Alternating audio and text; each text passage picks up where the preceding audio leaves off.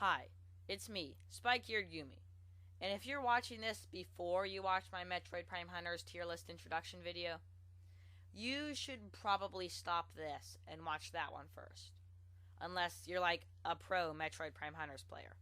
In which case, I would like some tips. Anywho, now I'll continue from where I left off. I think it might actually be time to start talking about the hunters. Here's how this is going to go down. I'm going to say a hunter, his placement on the tier list, and then going to explain why he's there. Remember, this tier list is based off a simple stage where each hunter has only his or her affinity weapons, and no glitches. Good? Good, let's go. Number 7, Spire.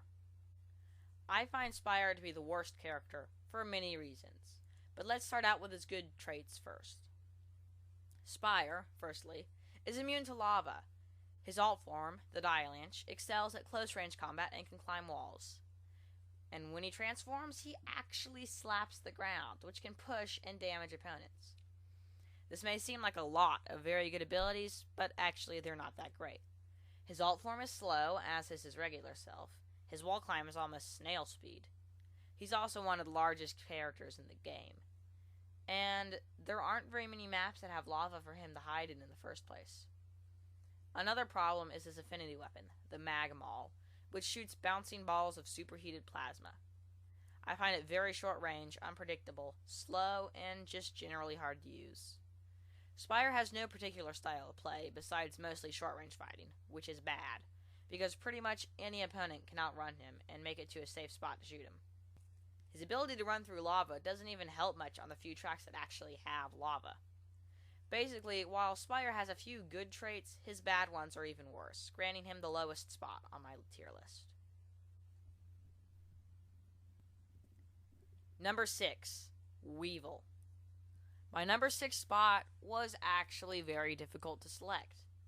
I couldn't decide between Weevil and the other hunter who I ended up placing at number 5. Neither is that bad, but neither is good either. I chose Weevil to be lower because of a few reasons, but let's look at his good side first.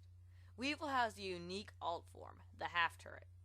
The half turret lets Weevil split in two, leaving his legs behind to shoot at anyone nearby, allowing his upper body to run around and slice people with a scythe. This generally is very good.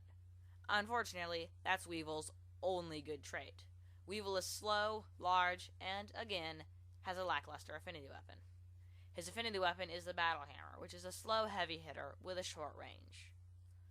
Weevil has no particular playstyle, just running up to an opponent and battering them with a half turret or Battle Hammer. As far as I can tell, Weevil is unanimously considered one of the worst characters in the game. There's not much more to say about him. Number 5, Candid. Yes, it was close between Candid and Weevil for number 5, but I chose Candid to go on top, for a few good reasons, of course.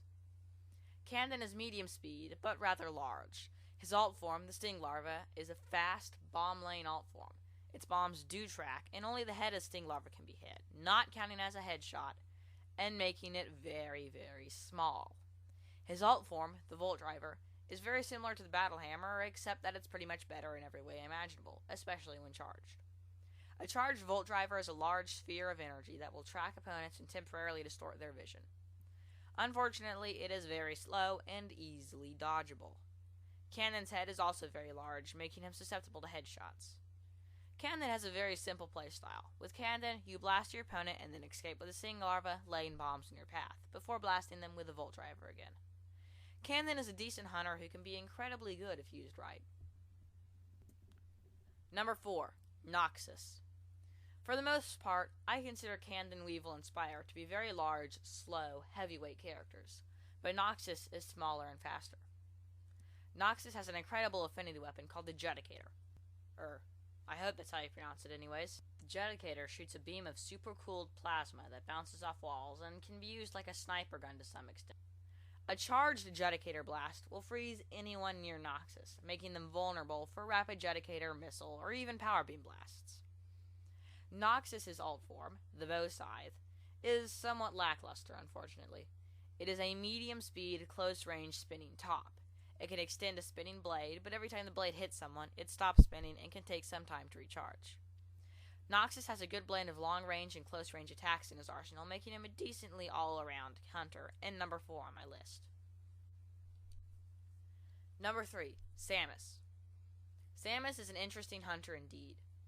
She is medium speed with a high-speed alt form, but lacks a true affinity weapon. True, her missiles track when charged, but are not the strongest weapon and are bad when placed next to some of the others. No, it is her alt form that is really good. The classic Morph Ball is undoubtedly one of the best alt forms in the game. It is fast, easily controllable, and can drop short-range bombs. The Morph Ball can also use a boost, which makes it shoot forward and can damage enemies. Samus' playstyle is relatively simple. It is just missiles and power beam when they're far away, and Morph Ball bombs and boost when they're up close. Samus is pretty much the basic hunter and is definitely a good pick for beginners. Number 2, Sylex. I had another hard time picking who was going to be number 1, but eventually Sylex lost the battle and got stuck with number 2. Sylex is, without a doubt, the fastest character in the game. His alt form is incredibly fast, and his walking speed is fast too. He's fast. Just saying. Sylex also has a very good affinity weapon, the Shock Coil. Don't get it confused with the Volt Driver, because they are two very different things.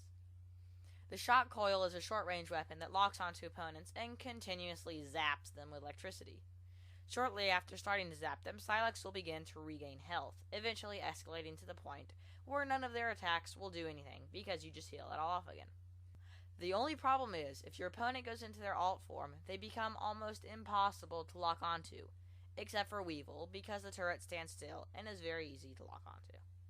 Sylex also has an epic alt form, the Lockjaw. The Lockjaw is essentially a very fast Morph Ball that can drop free bombs. Again, like the Morph Ball. Except the first 2 bombs will create an electric tripwire between them, and they will only go off if either someone walks through them, or if Sylex drops the 3rd bomb, which detonates the whole thing.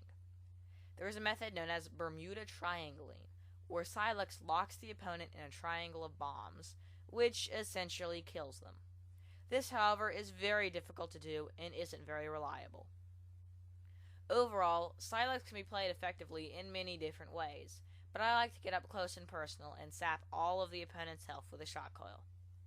He can also be played like Candon, shooting and running with his unmatched speed. So, if Sylex is so good, who could be better?